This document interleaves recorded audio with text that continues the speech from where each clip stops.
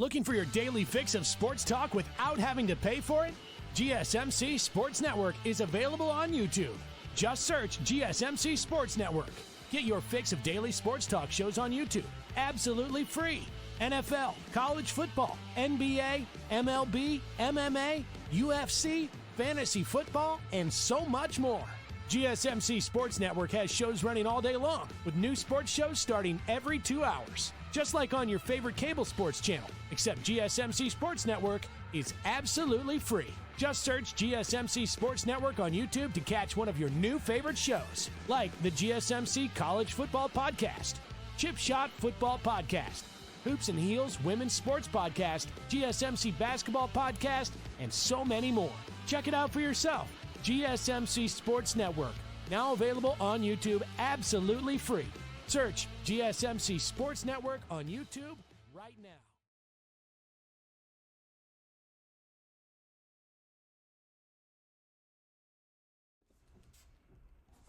Welcome back to the GSMC Dead Ball Sports Podcast, hosted by GSMC Sports Network. I'm your host, Nolan Jambert. First two segments, we talked about the NFL Draft, how that went, some surprises that came up throughout the draft. This segment, we're going to the NBA, recapping the Thursday games from last night. After this segment, we're going to the NBA. We're sticking with the NBA, where we talk about the games for this weekend, what's coming up in the weekend and tonight. After that, we're sticking with basketball, talking about Elijah Arenas, Gilbert Arenas' son, what's going on with him. So, 3 games last night, 3 series went on. 2 of them were good, 1 of them was not. I bet you can guess what game was not good, and you guessed it. Memphis OKC. This series is just horrible. It is just, they need to stop airing the series. Yeah, the OKC's already up 3-0, so they won't have to air it after the next game when OKC wins. But this series should have stopped being aired after the second game. The Thunder came back from being down, I think it was like 15.5 last night. But still, that just shows how bad Memphis is. They can't close games. They can't play. They're just not a good basketball team. They're not good enough to be in the playoffs. They honestly shouldn't even be here. John Morant has just been ruled out as well for the next game, Game 4 against OKC. So there goes the season for them. John Morant's obviously their best player. So seeing your best player get hurt like that and he's out, it's never a good thing. So I didn't really watch this game, but I'll look at the box score and kind of, give my opinion on it. We had Chet Holmgren, 24 and 8. I mean, that's pretty average for Chet. Puts up good numbers, gets good boards, and it's what he does. He's a good rebounder. Even though he's pretty skinny, he gets a lot of boards. His wingspan is really beneficial to him. He gets a lot of rebounds, and he's just a huge part of the OKC success this year. Jalen Williams, 26, 6 and 5. He's a bucket. He's one of the best players on OKC. One of the best young players as well. The whole team is young, but he's one of the standout stars in the young player core for OKC. He's phenomenal. He's a huge player for them all year. Besides SGA, he is their best guard, and he's shown all year in terms of playoffs and regular season that he's the man. He's that good of a player. Hartenstein, off game for Hartenstein, really bad. I wouldn't say it's not really good. When you're getting about 20 minutes of playing time, putting up 5 points, 5 rebounds, 4 assists, that's not going to cut it. Especially in a playoff game, that's not going to do. And I mean, at the end of the day, you can't be putting up less than 10 points to the starting center. Also, need to be getting at least 7-8 boards, but he couldn't do that last night. I'm not sure if he went out with injury. I'm assuming he probably did, based off his little playing time. Like I said, I didn't watch the game, but I didn't see any news on him being hurt, so I'm assuming he just didn't play good. SGA, 31, 4 and 8, and he went 10 for 26 in the field. I mean, not the best shooting game for SGA, but still dropping 31 and 34 and 8 assists. That's not a bad game whatsoever. I mean, especially if we're winning the game, who cares? I mean, SGA, people, even I agree that, he's a free throw merchant. He tends to, foul bait a lot to get on the line. And, I mean, if he's winning, he's winning. I guess at the end of the day, if he's winning, he's winning. He's in the playoffs now. But he's playing against a not very good Memphis Grizzlies team, so 31's pretty calm for him on that night. Lou Dort, pretty bad game as well. 6 points, 2 boards. Pretty bad game. Alex Caruso off the bench, 10, 6, and 3. And that's honestly really it for the OKC. They just, they played better than Memphis. And that's honestly about it. That's all I can say about that. Going to Memphis now. Jaren Jackson Jr., another 20-piece, 22, 7, and 5.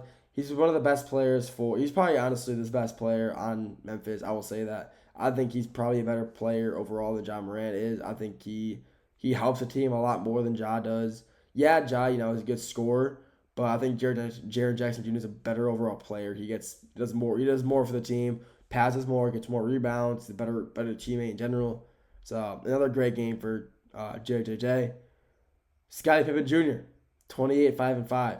Give him that kid his flowers. Give him some flowers. He's a great player. He's very young, a lot to learn, a lot to improve on. But even in the playoff game, dropping 28, he had a great game. They just happen to lose, which stinks. But Scottie Pippen Jr. plays like his dad. Aggressive, good shooter, good shooting from the mid-range.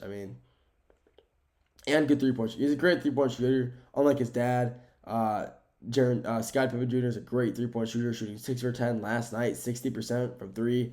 It's always good. That's a pretty good stat line. So you can't complain about that. Ja Morant, 15, 1, and 5. He did get injured, so I'll give him some slack. But having 15 points and 16 minutes of play, that's pretty solid. Probably dropped around 30, and that probably won in the game for them. But Ja Morant getting hurt definitely costed the Memphis Grizzlies a win last night. And that's honestly about it for this series. This series is 3-0 OKC, but be honest, the series is over. OKC is going to 4-0 them, and that's honestly it. They're just not that good of a team to be playing against a dominant team like OKC. OKC is just that good of a team, and that's all I can really say about that. Next game we'll talk about New York and Detroit. First game in Detroit. This series, it was tied 1-1. New York came away with a really close win, 118 to 116. Really close game the entire time. There were some times where Detroit would be on deep runs. They went on a few 10-0 runs. They went on an 18-2 run at one point. They were, it was a great game. Constant back and forth, constant back and forth score changes. And it was close the entire time. If I wasn't paying attention to the draft, I was watching the Pistons game, and it was just close the entire time. I loved watching. Even though the Pistons lost, they put up a great game. New York just played a really good game as well. New York were just playing well, and some of our players just weren't. Malik Bees, Mikal Bridges, 27-3. I'm not sure why he wanted to play decent all of a sudden this game, but he played pretty bad last game. But 20 points is 20 points, so I'll give him his flowers for that one. Karl Anthony Towns, after being held to 10 points last game, he drops 31 and 8. For a guy that size, you think he'd be getting more boards, at least 10, but getting held to 8 rebounds at his height, very surprising to me. But 31, for his height too, dropping 31 and being able to shoot the 3 ball so consistently, yeah, he's got it. He's a great player overall. Can't deny that. Jalen Brunson. I think he's dropped 30 points in every playoff game so far this year. 37-9. He's a great overall player. He's a phenomenal player for the Knicks and one of the best players in the NBA. He's an all-star for a reason. One of the best guards in the NBA, and he's an all-star for a region. And the bench, obviously, the New York Knicks bench doesn't exist. Coach Thibs does not play anybody off the bench, and they play for 10 or less minutes. Besides Mitchell Robinson, who got 16 minutes last night, had a good game. But, the Knicks bench is non-existent, and the Knicks starting 5 are fatigued towards the end of the quarter, middle fourth quarter, and that's when they tend to, slip up, let the lead fall away from them. Pistons tried to take advantage of it last night, just couldn't come through. Talk about the Pistons now, they're how they did. Cade Cunningham had a great game, 24, 7, and 11, double-double. Cade's just the best player in Detroit. He's so good for the Pistons. You just can't deny that. First-time All-Star, phenomenal player, really leads the team, and he's just a great player and a generational. I'm so happy the Pistons got him. He's a generational player for them, and what else can I say about that? Tim Hardaway Jr. had himself a good night, good shooting night, 24 points, 2 rebounds, 1 assist. He was hot from field, man. He shot 13 shots all night, 12 of them were threes. 7 for 12 from the range, from three-point land. I mean, he just was on fire. Tim Hardaway was one of the reasons he was kept in that game for so long because of how well he was shooting. When you got guys like Malik Beasley, who just couldn't seem to hit a three to save his life, 2 for 10 for 3. If he hits just 2 more of those threes, he goes 4 for 10. The Pistons win that game. But, they just can't. They're not all going to fall. So, at the end of the day, they're just not all going to fall. So, you have bad days. Everybody has bad days. But Malik just came at a bad time when the Pistons needed them to step up. He just couldn't. Like I said, the Knicks do slip away with the win, 118-116. And now they will face off again on Sunday for the 4th game in that series. Finally, for the games for last night, we had LA, the Clippers versus Denver. LA just played phenomenal. They won 117-83. Stopped Zubac. Finally, he's playing phenomenal the entire series. Stopped Jokic. Jamal Murray wasn't playing that well. Aaron Gordon wasn't playing that well. Michael Porter Jr. was playing. I mean, the Nuggets just weren't playing up to their standards, and the Clippers took advantage of it. They beat them pretty badly, almost like a 30-point win. And, I mean, they did. They took advantage. It actually was 30 points. 34-point win. And they took advantage of, the Clippers playing slow, and they played fast. The Clippers are a slow-paced team. Or the Denver Nuggets are a slow-paced team. The Clippers are not. And if they see a team, slacking, they take full advantage of it. They take easy buckets, easy quick buckets. And it's exactly what happened last night. And there's a reason they won by 34, because the Nuggets were playing so slow, and the Clippers were not.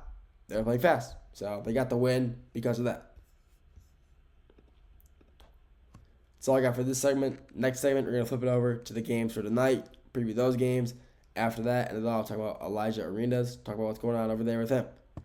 We'll get to all that after the break.